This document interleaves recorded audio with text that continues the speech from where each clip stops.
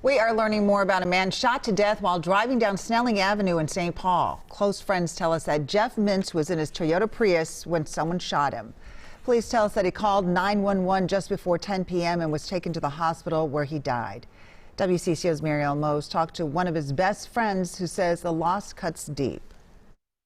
Minnesota lost an incredible human being. Michael Spatz met his best friend Jeff Mintz when they were just kids in their hometown of Chicago, where Michael still lives today.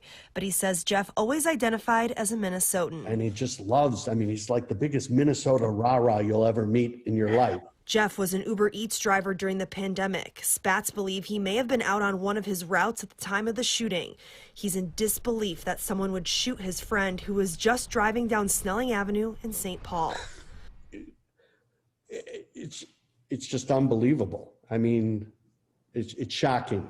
Police say after he realized he was shot, he still drove himself through the intersection of University and Snelling and pulled over right here at this bus stop where he called 911 himself. When police got here, he was still alive but so seriously injured. They took him to Regents Hospital where he died just after midnight. And it's possible that he was shot by somebody in another vehicle. Police say this homicide is a statistic they did not want to reach as a city this year. We're going to work this case hard. This is his 32nd homicide in the city this year.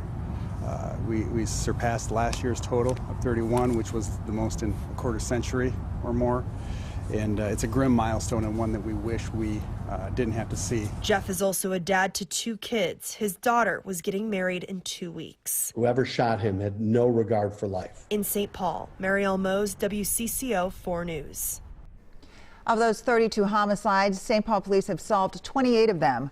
More than 200 people have been shot in St. Paul this year, the most the city has ever seen in a single year. Police are asking for witnesses to come forward to help them solve this crime.